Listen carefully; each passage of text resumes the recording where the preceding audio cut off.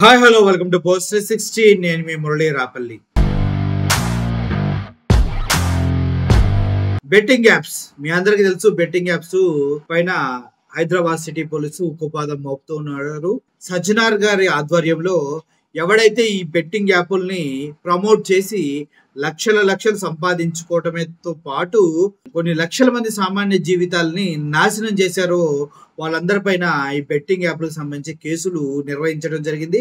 అందులో సెలబ్రిటీస్ దగ్గర నుంచి, సామాన్యుల దగ్గర నుంచి, ఇన్ఫ్లుయెన్సర్ దగ్గర నుంచి ప్రతి ఒక్కరిని పోలీసులు కేసులు పెట్టి పోలీస్ స్టేషన్ పిలిచి మరీ ఈ బెట్టింగ్ యాప్లు ఎందుకు ప్రమోట్ చేస్తున్నారు, దీనివల్ల ఎంతమంది జీవితాలు నాశనం అవుతున్నాయో తెలుసా అంటూ వారిని ప్రశ్నిస్తూ వారిపైన కేసులు కడుతూ ఎఫ్ఐఆర్లు బుక్ చేస్తూ వాళ్ళకి సంబంధించిన ప్రతి ఒక్క ఇన్ఫర్మేషన్ని, వచ్చిన డబ్బుల్ని ఎవడిచ్చాడు, ఎక్కడి నుంచి ఇచ్చాడు, బెట్టింగ్ యాప్ల ద్వారా ఎంతమంది వీళ్ళ వల్ల నాశనం అయిపోయారు అంటూ ప్రతి ఒక్కరిలో ఆలోచన రేకెత్తించే విధంగా సిటీ పోలీస్ కమిషన్ అనేది నడుస్తూ ఉంది. అయితే ఇప్పుడు తాజాగా నందమూరి బాలకృష్ణ, ప్రభాస్ గారు, అదేవిధంగా గోపిచంద్ హీరోల పైన కూడా కేసు నమోదు చేయడం జరిగింది. వీళ్ళు ఒక షోలో మాట్లాడుతూ ఆ షోలో కూడా ఒక బెట్టింగ్ యాప్ ని ప్రమోట్ చేశారు. Fun88 అనే ఒక బెట్టింగ్ యాప్ ని ప్రమోట్ చేయడం జరిగింది. ఇందులో ప్రభాస్ గారికి కానీ గోపిచంద్ కానీ ఎటువంటి సంబంధం లేదు. ఎందుకంటే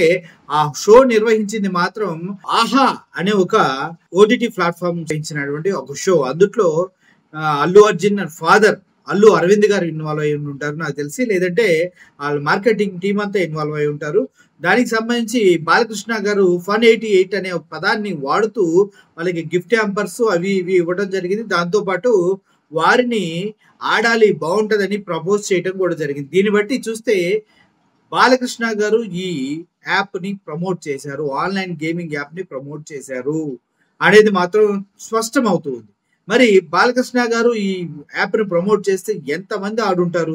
చాలా మంది ఆడుంటారు, చాలా మంది డౌన్లోడ్ చేసుకుంటారు. ఎందుకంటే బాలయ్య బాబు ఫ్యాన్స్ అంతా కూడా Fun88 యాప్ను వాడిన వాళ్ళలో చాలా మంది ఉన్నట్టు తెలుస్తుంది. అంతేకాదు ఈ ముగ్గురు హీరోలు కలిసి ఉన్న టైంలో Fun88 అనే ఒక యాప్ని ఆన్లైన్ గేమింగ్ యాప్ని ప్రమోట్ చేయటం, తద్వారా చాలా మందికి ఈ న్యూస్ రిసీవ్ అవటం, అందులో చాలా మంది గేమ్ డౌన్లోడ్ చేసుకుని ఆడటం, అందులో కోట్ల రూపాయలు నష్టపోవడం జరిగింది. అందులో రామారావు అనే ఒక వ్యక్తి ఈ కేసుని ఆన్లైన్ ద్వారా రిజిస్టర్ చేయడం జరిగింది. అతను ఈ యాడ్ చూసి బాలకృష్ణ గారు, ప్రభాస్ గారు అండ్ వీళ్ళు చెప్పడం చూసిన తర్వాత ఆయన ఆ గేమ్ డౌన్లోడ్ చేసుకుని ఆడానని, చివరికి ఆడుతూ అప్పుడు వస్తూ ఇప్పుడు పోతూ డబ్బులు చివరికి నేను 30 లక్షల రూపాయలు లాస్ అయ్యానని, దీనికి కారణం బాలయ్య అండ్ ఆ షో నిర్వాహకులే. దానికి సంబంధించి బాలయ్య, ప్రభాస్ వీళ్ళంతా కలిసి ఉన్నారు. సామాన్యులను అయితే ఉక్కుపాదంతో అణిచేస్తున్నారు, వాళ్ళనైతే కేసులు పెట్టి తీసుకొస్తున్నారు. వీళ్ళపైన ఎందుకు కేసు పెట్టరంటూ ప్రశ్నిస్తున్న తరుణంలో రామారావు అనే వ్యక్తి వీళ్ళందరిపైన కేసు బుక్ చేయడం అనేది చర్చనీయాంశంగా మారింది. అయితే ఇది మాత్రం వాస్తవం, వాళ్ళు గేమ్ను ప్రమోట్ చేయడం వాస్తవం, దాన్ని చాలా మంది ఆడి నష్టపోవడం మాత్రం వాస్తవం. బాలయ్య గారి పైన ఎఫ్ఐఆర్ బుక్ చేసి ఎటువంటి కేసులు పెడతారు, ఆయన కూడా పోలీస్ స్టేషన్ పిలిచి పోలీసులు మాట్లాడతారా అనేది వేచి చూడాల్సిన అవసరం ఎంతైనా ఉంది. కానీ అందరికి ఒక చిన్న విజ్ఞప్తి, ఎవడో చెప్పాడని ఏదో డబ్బులు వచ్చేస్తాయని మీరు ఆలోచిస్తే ఆన్లైన్ గేమ్స్ ఆడుతూ డబ్బులు పోగొట్టుకుంటే మాత్రం ఎవడు మిమ్మల్ని క్షమించడు. సమాజం కూడా మిమ్మల్ని జూదాలు ఆడే వాళ్ళగా చూస్తారు. గతంలో పేకాట్లు ఈ గేమ్లు ఆడతారు కదా జూదాలు, అలాగే మిమ్మల్ని కూడా చూస్తారు. నిజం చెప్పాలంటే జూదం కన్నా చాలా ఎక్కువ మీ కుటుంబాలని, మీ ఆస్తిని, పిల్లల భవిష్యత్తుని అన్నిటిని తాకట్టు పెట్టి మీరు ఆన్లైన్ గేమ్స్ ఆడుతూ ఉన్నట్టే. దయచేసి అటువంటి సిచ్యువేషన్ తెచ్చుకోకండి. డబ్బులు రావు, ఎవడు ఫ్రీగా ఇస్తాడు? యాప్లు డిజైన్ చేసినప్పుడు దాని వెనక సాఫ్ట్వేర్ ఎలా రాస్తారు? కంపెనీకి ప్రాఫిట్ వచ్చేలాగా ఎవడైనా రాసుకుంటాడు. కంపెనీ వాడు లాస్ అయిపోయి నీకు డబ్బులు ఎందుకు ఇస్తాడు?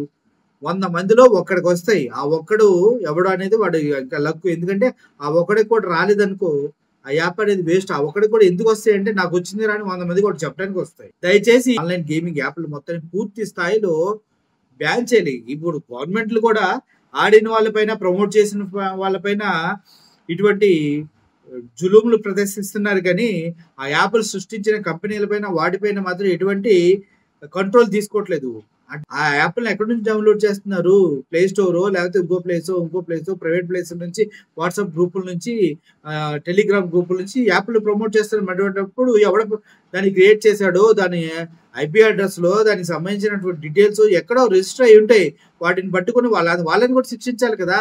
వాళ్ళు ఎక్కడ చైనాలో ఉన్నాడు, జపాన్లో ఉన్నాడు అంటే యాప్ను క్లోజ్ చేయండి. అట్లీస్ట్ ఆంధ్రప్రదేశ్లో, ఇండియాలో రాకుండా. అది కూడా చేయకుండా మీరు ఆడారు, ప్రమోట్ చేశారు, వీళ్ళని శిక్షిస్తే ఎలా కుదురుతుంది? ముఖ్యంగా సోర్స్ ఎక్కడది? వాడు ఎవడ డెవలప్ చేసి మన పైన రుద్దుతున్నాడు. ఆ రుద్దుతున్నప్పుడు మన యాప్లో దొరకకుండా చేయాలి దాన్ని. మనమే దాన్ని అక్కడ కంట్రోల్ చేయకుండా ప్రజల్లోకి వచ్చిన తర్వాత, వాళ్ళు నష్టపోయిన తర్వాత, ఆ చేతులు కాని తర్వాత హక్కులు పట్టుకుంటే ఏం లాభం ఉంది చెప్పండి? ప్రభుత్వాలు కూడా సిన్సియర్గా దీనిపైన పనిచేసే వాటిని ఆపేయాలి. మా ఆంధ్రాలో అంటే వేరు. చంద్రబాబు నాయుడు సొంతగా గేమింగ్ యాప్లు డెవలప్ చేద్దాం, సొంతగా జూదాల సెంటర్లు ఒప్పించేద్దాం అంటున్నారు. మా ఆంధ్రప్రదేశ్ వాళ్ళకి ఆ ప్రాబ్లం లేదు. మేము గవర్నమెంటే మాకు పర్మిషన్ ఇస్తుంది ఆడుకోవడానికి, సొంతగా గేమింగ్ యాప్లు అన్ని డెవలప్ చేసుకోవడానికి. గవర్నమెంట్ చాలా చిత్తశుద్ధిగా ముందుకెళ్తుంది. ప్రజల డబ్బు సంఖ్య నాకి వాళ్ళ జీవితాలు పోయినా పర్లేదు, జోదాలకి మద్యానికి అలవాటు చేస్తేనే రాజకీయంగా ఎదుగుతారు ఎవడైనా. మా ఆంధ్రప్రదేశ్ చంద్రబాబు నాయుడు గారు వెరీ క్లియర్. మా ఆంధ్రప్రదేశ్లో మందు విచ్చలవిడిగా ఉండాలి, ఎంటర్టైన్మెంట్ లోపించొద్దు. నెంబర్ 2, గేమింగ్ యాప్లు ఇవి డెవలప్ చేస్తారు.